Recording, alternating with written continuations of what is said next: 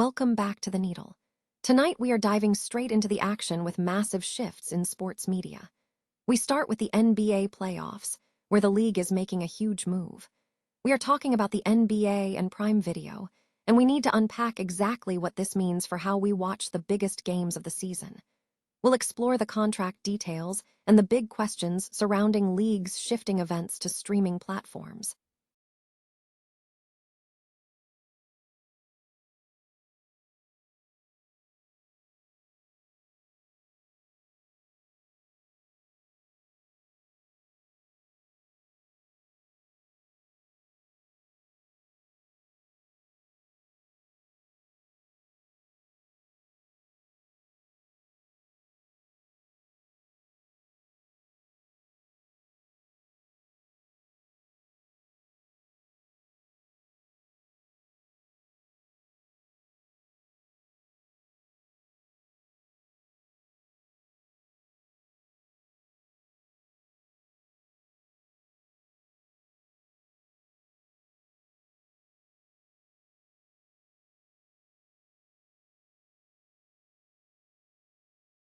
Featuring Violet Sorrengail and the return of The Lord of the Rings, The Rings of Power for its third season. We will break down the production details and the strategic importance of these major fantasy adaptations for the platform. Finally, we wrap up with some major entertainment news.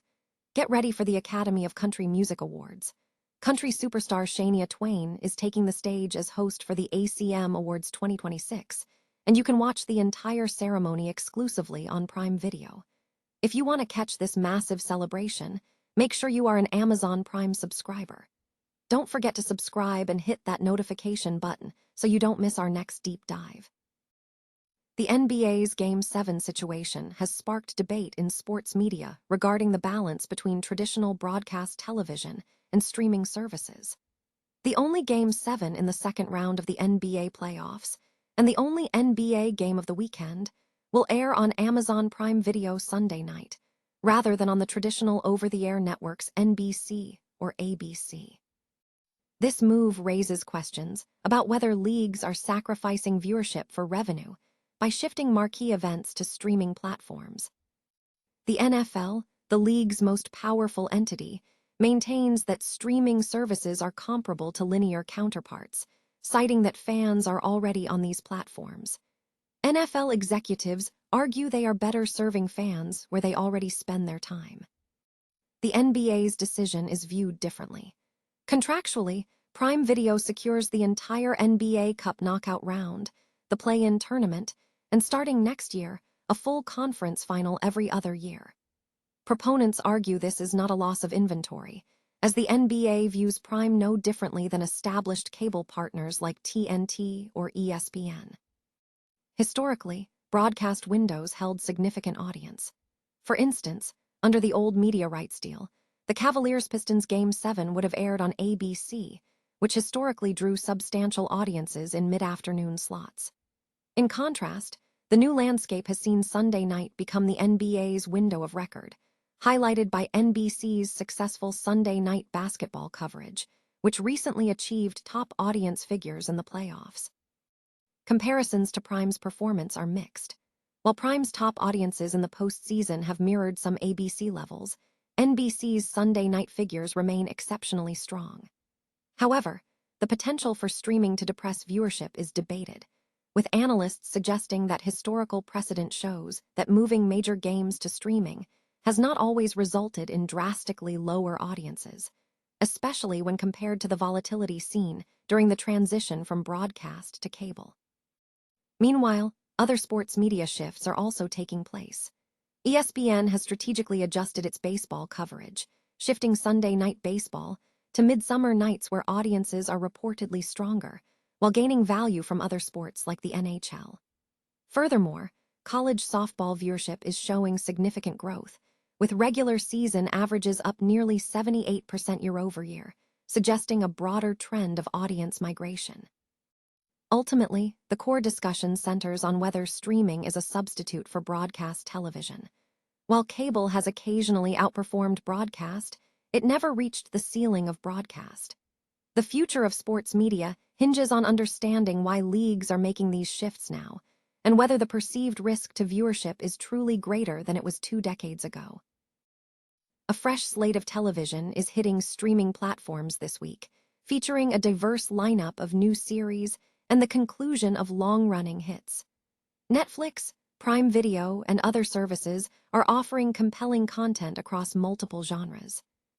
Creators of Stranger Things are making their debut with a new horror offering titled The Burrows, executive produced by the Duffer Brothers, and featuring a legendary cast including Alfred Molina, Ulfra Woodard, Gina Davis, and Bill Pullman, as they explore an otherworldly mystery at a retirement community. In animated news, the highly anticipated return of Rick and Morty, for its 9th season, is set to deliver a mix of heartfelt moments and existential chaos as the grandfather-grandson duo navigates another sci-fi adventure. Meanwhile, Showtime's acclaimed series, The Chi, is concluding its run after 8 seasons. The final season will focus on the South Side facing a severe winter and numerous life-altering decisions as the narrative reaches its conclusion, following a previous season's intense cliffhanger. On Prime Video, the story of Jack Ryan is wrapping up. The latest series is set to conclude its arc with a movie tie-up, bringing the character's journey to a close. Fans of action spy thrillers can anticipate a satisfying conclusion to the series. Finally, Apple TV is continuing its television momentum with Maximum Pleasure Guaranteed, starring Tatiana Maslany and Jake Johnson. The series follows a suburban mother struggling with family life, a messy divorce, and the shocking realization that she may have witnessed a murder, pulling her into the criminal world. Amazon MGM Studios and Prime Video unveiled a major content slate and programming schedule during their 2026 upfront presentation on May 11 in New York City. The announcements signaled a significant investment across fantasy adaptations, scripted comedy, reality television, and exclusive NFL coverage, underscoring Amazon's strategy to drive subscriber retention and advertising inventory. The most prominent scripted announcement was the formal order for a series adaptation of the best-selling fantasy novel Fourth Wing by Rebecca Yarros. The series follows Violet Sorrengail, a candidate at Basgiath War College training to become a dragon rider. The project was developed with Michael B. Jordan and Meredith Averill, signaling high creative ambition. In other major developments, Prime Video confirmed the return of The Lord of the Rings, The Rings of Power, for its 3rd season, set to premiere exclusively on November 11, 2026. This date is strategically significant, positioning the release in the peak Q4 holiday shopping period, leveraging Prime Video's first-party retail data for advertisers. Franchise renewals were also confirmed, including a 5th season of Reacher, starring Alan Ritchson, and a 3rd season of the hidden camera comedy Jury Duty. Further scripted additions include a romantic comedy Escorted, starring Brett Goldstein, and an adaptation of the Sex Criminals comic series, with Nia DaCosta attached to direct the first 2 episodes. Reality television saw the addition of a new unscripted format, Reality Retreat, which will feature 11 women drawn from various reality television franchises, designed to generate social media engagement.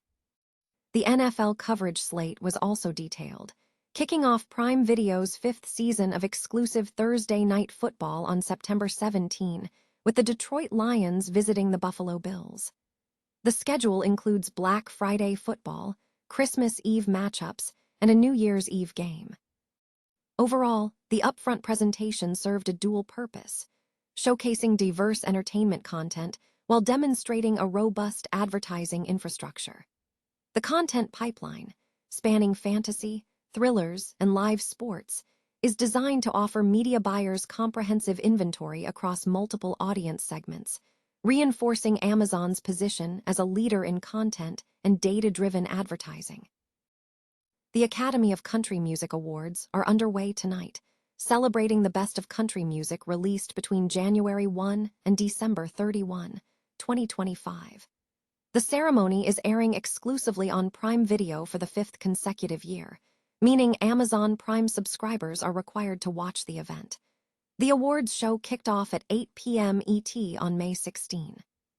Country superstar and three-time ACM winner Shania Twain is hosting the event for the first time.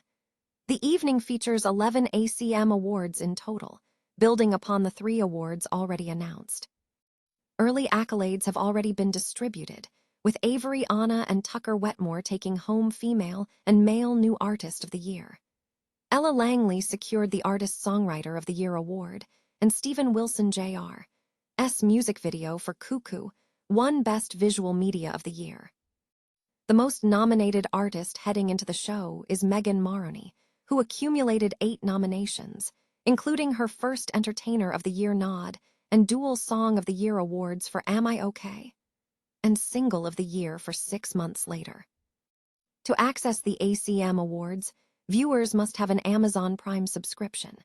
The report highlights that new subscribers can start with a 30-day free trial, which includes Prime Video access. Additionally, 18 to 24-year-olds are eligible for a discounted Prime for Young Adults membership with age verification, offering 50% off the standard monthly rate after a 6-month free trial. Top awards on the list include Entertainer of the Year, Album of the Year, Female Artist of the Year, Male Artist of the Year, Group of the Year, and Duo of the Year.